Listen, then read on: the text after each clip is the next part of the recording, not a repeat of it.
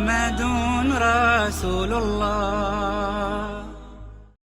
إن الحمد لله نحمده ونستعينه ونستغفره ونعوذ بالله من شرور أنفسنا وسيئات أعمالنا.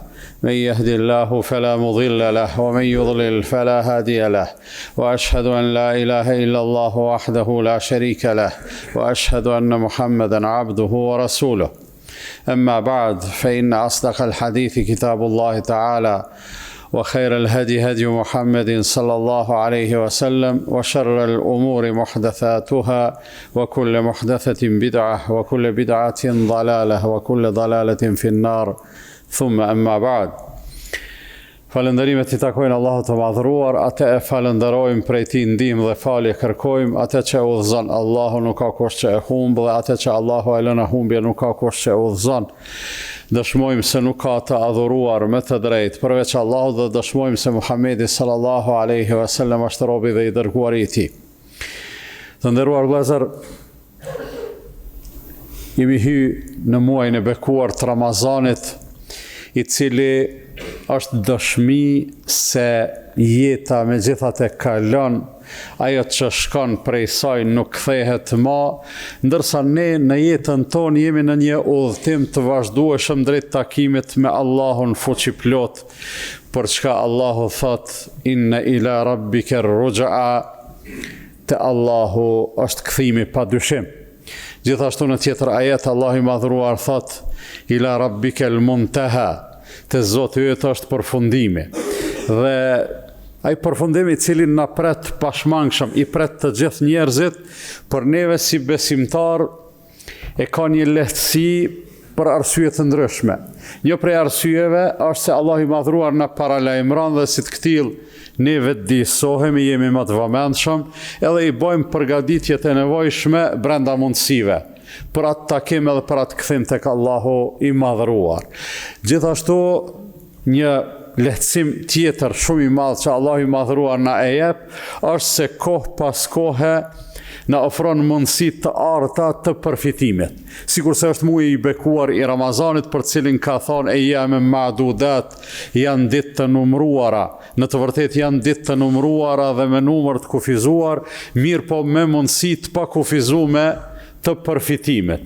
Dhe është fatlum ai I cili I shfrytëzon këto ditë dhe këto net, këtë atmosferë të favorshme dhe të përshtatshme për të grumbulluar sa më tepër bagazh të veprave të mira, të shpërblimeve, të sevapeve, të vlerave, për të arritur sa më tepër të shlyej nga ato që kemi bën të kaluamën, e të gjithë jemi potencialisht gabimtar, në mënyrë që të dalim para Allahut fuqiplot sa më të pastër. Allahu I madhruar në paralajmërimet e veta tregon se njeriu megjithatë I takon ajo për çka është angazhuar, wa laysa lil insani illa ma sa'a, dhe njeriu nuk do të përballet me tjetër gjë përveç asaj për çka ka bë angazhim. Dhe kur e analizojmë këtë pjesën e fundit të këtij ajeti të shkurtër, çka ka bë angazhim, që do të thotë se njeriu mundet edhe mos m'ia dal deri në fund. Mirë po hizmetin ja ka bë, angazhimin e ka bë. Njeriu pra nuk do të shpërblet sipas rezultateve, por do të shpërblet sipas mundit. Kjo I bën të nderuar vllazën se edhe ai I cili gjatë gjithë jetës ka agjëru, por në momente të caktuara nuk ka mundësi me agjëru për shkak të gjendjes shëndetësore, ose smundje e çastit, ose dobësi e moshës. Ai në një farë mënyrë angazhimin e zemrës edhe të shpirtit e ka, dhe jam shumë I sigurt se edhe ai do të shpërblehet për atë që ka synu me e arrit, e jo për atë që s'ka mujtë me bë.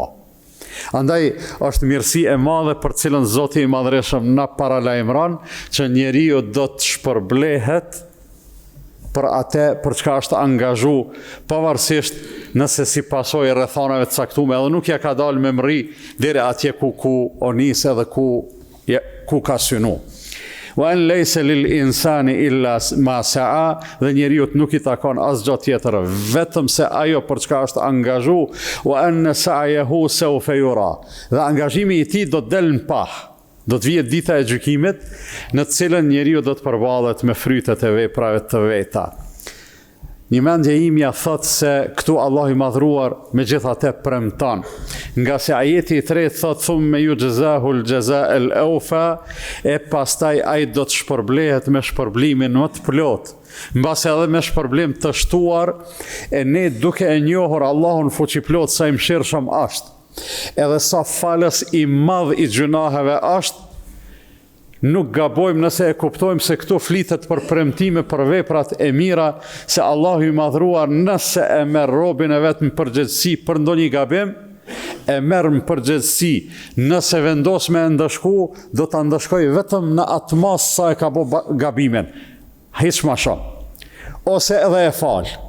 Ndërsa kur thot Allahu thumme yujzahul jazaa'al awfa, e ai pastaj njeriu pra do të shpërblehet me shpërblimin më të plot.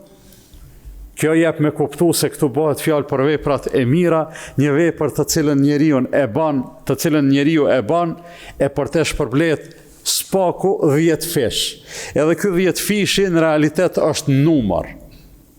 Ndërsa sasia e shpërblimit në të gjitha rrethonat ne jemi në gjendje me e imagjinu. Pse? Për arsye se Allahu jep shpërblim jo thjesht ashtu që meritojmë ne, por jep shpërblim ashtu që i takon madhërisë tij. E shpërblimet e Allahut padyshim që për neve mbeten të imagjinueshme. Jep 10 fish shpërblim deri në 700 fish. Dhe lidhet me kohën e Ramazanit në cilën ndodhemi, një thënie e pejgamberit sallallahu alaihi wasallam, ku thot se Allah i madhruar ka thonë çdo vepër që njeriu e ban e ka për vete. Ai do të shpërblehet për të 10 deri në 700 fish, përveç agjërimit. Thot Allahu përveç agjërimit të cilin e ban në mënyrë specifike për mua, e unë pastaj në mënyrë specifike shpërblej për agjërimin. Dhe njeriu kam përshtypjen se do të befasohet, besimtari do të befasohet me shpërblimet e Allahut për gjitha veprat e veta, por mbase befasin më të madhe do ta bëj shpërblimi i agjërimit për shkak se është shpërblim pa mas. Ajo që realisht duhet na shoqëroj në këtë kohë nderuar vëllezër, për arsye se ne flasim shumë për përfitimet e Ramazanit. Mirë po, jo gjithmonë flasim për ndonjë gjë konkrete çysh me e rregullu në Ramazan si mundësi e artë. E unë mendoj se kemi shumë nevojë të flasim për namazin në mënyrë që ta kuptojmë se namazi të cilin e aplikojnë njerëzit në Ramazan ma tepër se sa jashtë Ramazanit, por ky Ramazan duhet jetë pika e kthesës së rregullimit të raportit ton me namazin, me këtë lidhje të drejtë për drejtë edhe kaq të shpesht të përditshme me Allahun fuqiplot. 5 herë në ditë me krijuesin, me pas komunikim, me pas kontakt, 5 herë në ditë me të dhonë mundësia, me e shprehti për uljen tënde ndaj Allahut fuqiplot, me një ibadet të cilin Allahu e ka bë shtyllën kryesore të Islamit. Me një ibadet me të cilin i ka porosit të gjithë robërit e tij, të gjithë pejgamberët, të gjitha ummetet, pra jo vetëm na. E përmend Allahu i madhruar e citon në Kur'an thonjen e Isait alayhi salatu wassalam, e që menoj se edhe për neve është porosi e artë, thot wa ausani bis salati was zakati ma dumtu hayya, dhe Zoti më ka porosit që ta fal namazin dhe ta jap zakatin sa të jem gjallë. Ta fal namazin dhe ta jap zakatin sa të jem gjallë. Ndërun vllazën, pejgamberët e Allahut kanë qenë krijesat më të dashura për Allahun, megjithatë as ata Allahun nuk i kalon pa namaz, për arsye se i dashuri me të dashurin duhet me e pas një lidhje të vazhdueshme, dhe ne me të dashurin me krijuesin ton nuk lidhemi me asgjë më mirë se sa me namaz. Dhe Allah i madhruar thot: "Wa'bud rabbaka hatta ya'tiyaka al-yaqin", dhe Zotin tënd adhuroje dhe madhroje derisa të vijë vdekja.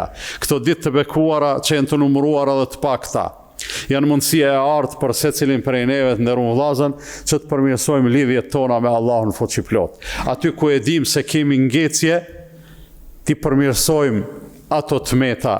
Aty ku e dim se jemi mirë, ta lutim Allahun fuqiplot na forcoj e të na jep mundësi që të avancojmë akoma më tepër.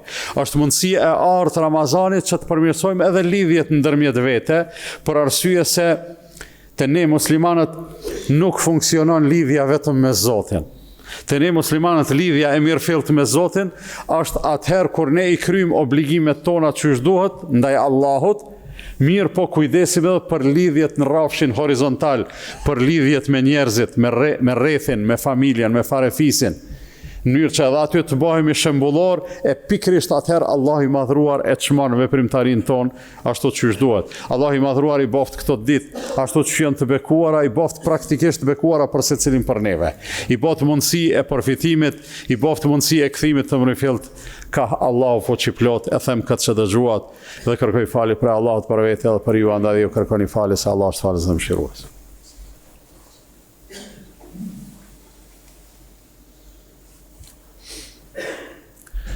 Alhamdulillah, wassalatu wassalamu ala rasulillah. Sfid është që të përpiqemi të arrijmë suksese sa më shumë, e kësaj sfide pastaj i bashkohet ose i bashkangjitet një sfidë tjetër, e cila ka të bëjë me ruajtjen e të gjitha atyne sukseseve që i kemi arrit, të gjitha atyne fryteve të cilat i kemi vjel. Se njeriu besimtari punon, angazhohet, grumbullon bagazh, mirë po ato derisa është këtë botë e ka obligim edhe me i rujt, për arsye se në situatat caktuar mundet edhe me i humb Zotin a rujt. Pejgamberi sallallahu alaihi wasallam i ka pyet shokët e vet, i ka thonë, a e dini, këtë pyetje e keni dëgjuar shpesh, e keni dëgjuar edhe përgjigjen e pejgamberit sallallahu alaihi wasallam. Ju ka thonë, a e dini kush është i bankrotuar? A e dini kush është i falimentuar, e të dërune me një muflis? I kanë thonë, ja Rasulullah, muflis, ose i falimentum, ose i bankrotum, është ai i cili ka pas, masa ne vjen një moment edhe s'ka. Thot pejgamberi sallallahu alaihi wasallam, kjo s'është kur gjo. Ai që është për me të dhimt, që ka pas e s'ka, është ai i cili do të dalë para Allahut fuqi plot. E me vete ka bagazh të namazit, e me vete ka bagazh të agjerimit, e të sadakas, e kështu me radhë, veprave të mira. Ka po vepra të mira, nuk është pa to. Megjithatë, rreziku edhe e keqja e tij është se ai ka limthi, filanin e ka sha, atë tjetrin e ka rre, ati tjetrit i ka hyn hak, një tjetrit ja ka përvetësu pronën, e kështu me radhë, edhe në ditën e gjykimit nuk mundet askush me e qit hapin të ndërun vllazën, pa i rrafshu të gjitha hesapet që i ka me njerëzit. Ai cilit i ka hyn hak, ka me insistu me e shpagu. Qysh bëhet shpagimi në ahiret? Aty s'do të ketë pare për me dhanë, po do të bëhet pagesa me sevape. Allahu na rujt, me punu e me t'i marrë dikush sevapet e namazet, ose me t'i marrë dikush sevapet e agjerimit, ose kur dikuj ati që ka bo shumë të këqia i hargjohen sevapet për me pagu, prap halku nuk e lëshojnë. Insistojnë që m'ja u marrë gjunahet, dhe thot pejgamberi sallallahu alaihi wasallam, si pasoj, si rezultat përfundimtar, ai hudhet në zjarë. Allahu të na ruaj nga një gjendje e këtill. Do të jemi shumë të vëmendshëm, të bëjmë ibadet, por të mos bëjmë ibadet se sevapet me na i marr dikush, po të bëjmë ibadet për vete. E kjo arrihet duke pas kujdes në sjelljet tona, në mirësinë tonë, në korrektësinë tonë, pse jo edhe në tejkalimin e këtij niveli në nivelin e bamirësisë, të faljes së të ndjesës, edhe nëse dikush sillet keq me neve, të zemërgjërësisë, t'ja ulçojmë rrugën edhe atyre që synojnë me u konfliktu me neve, për arsye se është etik për agjeruesin, që kur dikush përplaset me te, ky ti thot, unë jam agjerueshëm, pra të lëshohet rruga e të mos shkohet në asnjë mënyrë të konflikti. Allah i madhruar na përmirësoft, na i lehtësoft veprat e mira dhe i pranoft ato prej neve. Inna Allaha wa malaikatahu yusalluna ala an-nabi ya ayyuhalladhina amanu sallu alayhi wa sallimu taslima. Allahumma salli ala Muhammadin wa ala ali Muhammad kama sallaita ala Ibrahim wa ala ali Ibrahim innaka Hamidum Majid. Wa barik ala Muhammadin wa ala ali Muhammad kama barakta ala Ibrahim wa ala ali Ibrahim innaka fil alamin Hamidum Majid. Allahumma a'izz al-islam wal المسلمين وأذل الشرك والمشركين وانصر من نصر الدين واخذل من خذل المسلمين اللهم من أرادنا والإسلام والمسلمين بسوء فرد سوءه وكيده على نحره وأشغله بنفسه واجعل تدبيره تدميره يا رب العالمين اللهم ردنا والمسلمين جميعا إلى الإسلام ردا جميلا اللهم آت نفوسنا تقواها وزكاها أنت خير من زكاها أنت وليها ومولاها عباد الله إن الله يأمر بالعدل والإحسان وإيتاء ذي القربى وينهى عن الفحشاء والمنكر والبغي يعظكم لعلكم تذكرون وأقم الصلاة. لا إله إلا الله